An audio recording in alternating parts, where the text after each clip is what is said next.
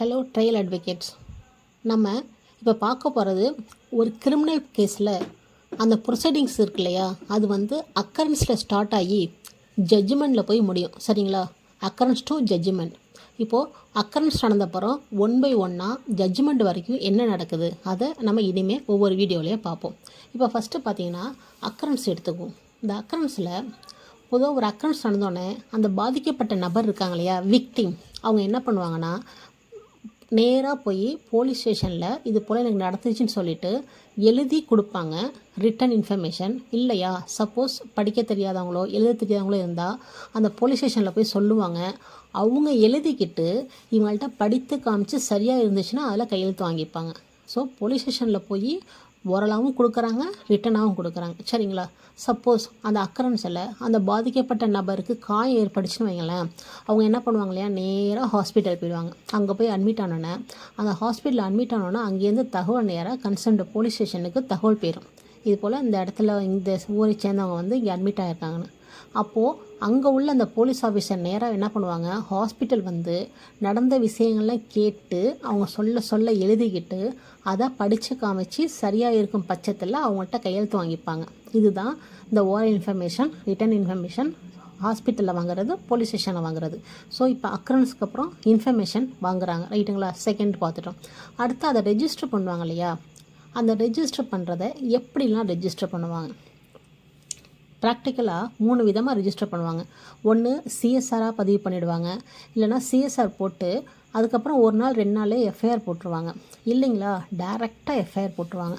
இது போல் 3 விதமாக போடுவாங்க.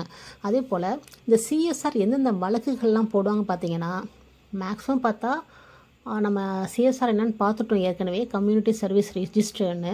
இது எந்தெந்த வழக்குகளில் பொதுவாக போடுவாங்கன்னா, மேக்ஸிமம் இந்த வழக்கில் தான் போடணும்னு எதுவும் வரைமுறை கிடையாது, எல்லா வழக்குலையும் போடுவாங்க. அதுலேயும் பர்டிகுலராக நீங்கள் பார்த்தோம்னா நான் காக்னிசபிள் கேஸ் இருக்கு இல்லையா, அதாவது வாரண்டே இல்லாமல் போலீஸுக்கு அரெஸ்ட் பண்ண அத்தாரிட்டியே இல்லைன்னு சொல்லி ஏற்கனவே நம்ம 2L செக்ஷன் சிஆர்பிசியை பொறுத்த வரைக்கும் பார்த்துருக்கோம் இல்லைங்களா. அந்த நான் காக்னிசபிள் கேஸில் இந்த மாதிரி சிஎஸ்ஆர் போடுவாங்க. அதே போல் மைனர் கம்ப்ளைண்ட்ஸு, மைனர் அஃபென்சஸ், இந்த மாதிரி வழக்குகள்லையும் இந்த சிஎஸ்ஆரை போடுவாங்க. அதே போல் லெஸ் சீரியஸ் இன்சிடென்ட்ஸு, ரொம்ப சீரியஸே இல்லாத அந்த மாதிரி லெஸ் சீரியஸ் இன்சிடென்ட்ஸ் உள்ள அந்த மாதிரி வழக்குகள் சம்மந்தப்பட்ட அந்த இன்ஃபர்மேஷன்லேயும் இந்த மாதிரி சிஎஸ்ஆர் போடுவாங்க. இன்னும் முக்கியமாக பார்த்தீங்கன்னா லேண்ட் டிஸ்பியூட் இருக்கு இல்லையா, சிவில் டிஸ்பியூட் கேஸ்லாம் இருக்குது இல்லையா, இந்த மாதிரி கேஸஸில் போலீஸுக்கு இதை விசாரிக்கிறதுக்கோ இது சம்மந்தமான நடவடிக்கை எடுக்கிறதுக்கோ எந்த ஒரு ரைட்ஸுமே கிடையாது. அதனால் என்ன பண்ணுவாங்க, அந்த மாதிரி விஷயமா நில சம்மந்தமாக புகார் வந்துச்சுனாலும் அதுக்கும் உடனே சிஎஸ்ஆர் போட்டு விக்டிம்கிட்ட கொடுத்துருவாங்க. இதுதான் சிஎஸ்ஆர் சம்மந்தமான விஷயம். இதே நான் காக்னிசபிள் கேஸ் இல்லாமல் காக்னிசபிள் கேஸ் இருக்கு இல்லையா, அதெல்லாம் ப்ராக்டிக்கலாக பார்த்தா உடனே எஃப்ஐஆர் போட்டுருவாங்க. இதுதான் இந்த சிஎஸ்ஆர் சம்மந்தமாக பார்த்துட்டோம். இப்போ சிஎஸ்ஆருக்கு அப்புறம் எஃப்ஐஆர் பற்றி பார்க்கணும். எஃப்ஐஆர் பற்றி பார்க்கும்போது பொதுவாக சிஆர்பிசியில் ஃபஸ்ட்டு இன்ஃபர்மேஷன் ரிப்போர்ட்ன்ற வார்த்தை எங்கேயுமே இல்லை. அதுக்கு சம்மந்தமான சொல்கிற செக்ஷன் பார்த்திங்கன்னா 154. அதில் சொல்கிற விஷயங்கள் இன்ஃபர்மேஷன் தான் இருக்கும், எஃப்ஐஆர்னு இருக்காது. இதே ரிலேட்டட் செக்ஷன் பிஎன்எஸில் பார்த்தீங்கன்னா 173 பிஎன்எஸ்எஸ். நம்ம இப்போ ஃபஸ்ட்டு பார்க்க போகிறது 154 உள்ளதை மட்டும் முழுசாக பார்த்துருவோம். அப்புறமா இதை கம்பேர் பண்ணி 173 பிஎன்எஸில் பார்த்துக்கலாம். இப்போது 154 சிஆர்பிசி பார்த்திங்கன்னா அதில் 3 சப்செக்ஷன் இருக்குது. அதை பற்றி ஃபஸ்ட்டு பார்க்கணுன்னா அது சாப்டர் 12 இருக்குது. சாப்டர் 12 உள்ள அந்த ஹெட்டிங் பார்த்திங்கன்னா information to the police and their powers to investigate. இந்த சாப்டர் 12 ஃபஸ்ட்டு செக்ஷன் 154. அந்த 154ஓட ஹெட்டிங் பார்த்திங்கன்னா இன்ஃபர்மேஷன் இன் காக்னிசபிள் கேசஸ். இங்கே நான் காக்னிசபிள் கேஸு வரவே வராது, ஒன்லி காக்னிசபிள் கேசஸ் மட்டும்தான் வரும். இன்ஃபர்மேஷன் இன் காக்னிசபிள் கேசஸ் அந்த சப்செக்ஷனில் பார்த்திங்கன்னா, அந்த 154 செக்ஷனில் பார்த்திங்கன்னா 3 சப்செக்ஷன் இருக்குது. அந்த 154ல் 3 சப்செக்ஷன் இருக்குது. அதில் ஒன்றில் பார்த்திங்கன்னா நிறைய ஒரு ப்ரொவிஷன் சொல்லியிருக்காங்க. அந்த ப்ரொவிஷனுக்குள்ள ஏபிசின்னு 3 சப் கிளாஸ் சொல்லியிருக்காங்க. இப்போ ஃபஸ்ட்டு 154 பார்த்திங்கன்னா ஒவ்வொரு இன்ஃபர்மேஷனும் அந்த இன்ஃபர்மேஷன் பார்த்திங்கன்னா காக்னிசபிள் கேஸாக மட்டும்தான் இருக்கணும். அது ஓரலாகவும் கொடுத்துருக்கலாம், ரிட்டனாகவும் கொடுத்துருக்கலாம். அதில் படித்து காமிச்சு கையெழுத்து வாங்கிட்டு அதை அங்கே உள்ள ஸ்டேஷனில் உள்ள புக்கிலையும் அதை சப்ஸ்டன்ஸ் எழுதிப்பாங்க, எழுதிட்டு அதை ரெக்கார்ட் பண்ணிப்பாங்க. இப்போ ரெக்கார்ட் பண்ண அப்புறம் ஃபஸ்ட்டு ஒன்றில் சொன்னதுக்கப்புறம் அதில் உள்ள புரோவிசோ ஒன்று இருக்குது. 154(1) உள்ள செக்ஷனுக்கு புரோவிசோ இருப்பினும் பார்த்தா ஸ்பெஷலாக ஏதோ சொல்ல வராங்கன்னு அர்த்தம். அது பார்த்தீங்கன்னா ஃபஸ்ட்டு மொத்தம் ஒரு 4 சீரீஸ் ஆஃப் அஃபென்ஸ் இருக்குது. ஃபஸ்ட்டு பார்த்தீங்கன்னா 326A அண்டு B 2 இருக்குது இல்லையா? அது வந்து ஆசிட் சம்மந்தமான எல்லாமே பெண்கள் சம்மந்தமான அந்த சட்ட ப்ரொவிஷன்ஸ் தான். அதில் ஃபஸ்ட்டு பார்த்தா ஆசிட் இந்த மாதிரி விஷயங்கள். செகண்ட் 354 சீரீஸ் அஃபென்ஸ் இருக்குது இல்லையா?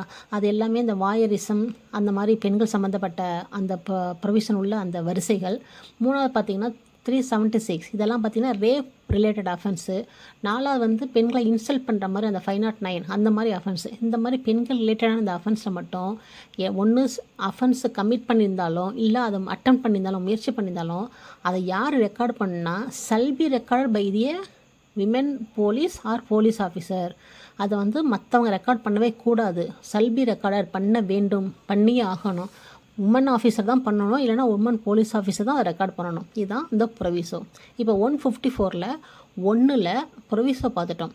அதே 154 1 ப்ரொவிசோ பார்த்ததுக்கப்புறம் பார்த்தா ஏன்னு ஒன்று இருக்குது, ஏபிசின்னு இருக்குது. இப்போ ஃபஸ்ட்டு ஏவை பார்த்துருவோம். இப்போ ஏல பார்த்தீங்கன்னா ஏற்கனவே ப்ரொவிசோவில் சொல்லப்பட்ட அதே செக்ஷன் தான் இருக்கும். ஆனால் இந்த 326 வரிசையை மட்டும் எடுத்துட்டாங்க. மற்ற 354 வரிசை இருக்குது, 376 வரிசைகள் உள்ளது, 509 IPC உள்ளது. இதில் என்ன சொல்லியிருக்காங்கன்னா ஒரு 3-4 கண்டிஷன்ஸ் வச்சுருக்காங்க. அவங்க எப்படின்னா அந்த அஃபென்ஸு கமிட் பண்ணாலும் அட்டன் பண்ணாலும் அந்த அஃபென்ஸில் ஒன்று டெம்ப்ரவரிலி பெர்மனெண்ட்லி டிசேபிள்டாக இருக்கணும். ஃபஸ்ட்டு பாயிண்ட்டு டெம்ப்ரவரிலி தற்காலிகமாகவோ இல்லை நிரந்தரமாகவோ டிசேபிள்டாக இருக்கணும். செகண்ட் பார்த்திங்கன்னா மென்டலி ஆர் ஃபிசிக்கலி டிசேபிள்டு, மனதளவிலோ உடல் அளவிலோ பாதிக்கப்பட்டிருக்கணும். இந்த மாற்றுத்திறனாளிகள் இருப்பாங்க இல்லைங்களா, அந்த மாதிரி பாதிக்கப்பட்ட நபர்கள். அதே போல் அந்த மாதிரி விஷயங்கள் உள்ள இந்த மாதிரி சுச்சுவேஷன் உள்ள அந்த மாதிரி வழக்கில் என்ன பண்ணணும், அந்த இன்ஃபர்மேஷன் எங்கே போய் ரெக்கார்ட் பண்ணணுன்னா அந்த விக்டிம் எங்கே இருக்காங்களோ அவங்களோட ரெசிடென்ஸில் போய் ரெக்கார்ட் பண்ணணும். இல்லைன்னா இன்னொரு வழி இருக்குது, அவங்க எந்த பிளேஸ்க்கு சொல்கிறாங்களோ அவங்களோட கன்வீனியன்ட் பிளேஸ் ஆஃப் சாய்ஸ், அவங்க எந்த சாய்ஸ் பண்ணுறாங்களோ இந்த பிளேஸ்க்கு வாங்கன்னு சாய்ஸ் பண்ணுறாங்களோ அந்த இடத்துல போய் தான் ரெக்கார்ட் பண்ணணும். சரிங்களா? இது ஒரு பாயிண்ட். சரி, எப்படி ரெக்கார்ட் பண்ணுறது, யாரெல்லாம் கூட இருக்குன்னு பார்த்தீங்கன்னா அந்த இடத்துல ப்ரெசன்ஸாக இருக்கிறது பார்த்தீங்கன்னா இன்டர்பிரட்டர் அல்லது சோசியல் ஆஃபீஸர். இந்த 2 பேரில் யாராவது ஒருத்தர் ப்ரெசன்ஸில் இருக்கணும். ஏன்னா அவங்க மாற்றுத்திறனாளிகள் மாதிரி முடியாதவங்க தானே, அதுக்காக அதை ரெக்கார்ட் பண்ணுறதுக்காக அவங்க 2 பேரில் ப்ரெசன்ஸில் தான் பண்ணணும். இப்போது 154 1 ப்ரொவிசோ பார்த்துட்டோம், ஏ பார்த்துட்டோம். இப்போ பி பார்த்தீங்கன்னா சல்பி வீடியோகிராஃப்டு அந்த மாதிரி இன்ஃபர்மேஷன் வாங்குறாங்க இல்லையா, வாங்கி ரெக்கார்ட் பண்ணுறாங்க இல்லையா, அதை வந்து ரெக்கார்ட் பண்ணிடணும், வீடியோ ரெக்கார்ட் பண்ணணும். சல்பி வீடியோ பண்ணியே ஆக வேண்டும், சல்பின்னு சொல்லப்பட்டிருக்கு. அதே போல் சப் கிளாஸ் சியை பாருங்கள். இன்னொன்று வந்து மேஜிஸ்ட்ரேட்டை போய் விக்டிம் அழைச்சிட்டு போய் ஸ்டேட்மெண்ட் வாங்குவாங்க இல்லையா, section 164(5) capital A and small A சிஆர்பிசியில் அந்த பாதிக்கப்பட்ட பெண்கள் சம்மந்தமான வழக்குகளில் அந்த பெண்ணை அழைச்சிட்டு போய் அந்த மேஜிஸ்ட்ரேட்டுக்கு முன்னாடி ஸ்டேட்மெண்ட் வாங்குவாங்க. அதுதான் அந்த 164 ப்ரொவிஷன். அதுதான் சப் கிளாஸ் சியில் சொல்லப்பட்டிருக்காங்க. ஓகேவா? இப்போ 154 1 ஃபுல்லாக பார்த்துட்டோம், ப்ரொவிசோ பார்த்துட்டோம், ஏபிசி பார்த்துட்டோம்.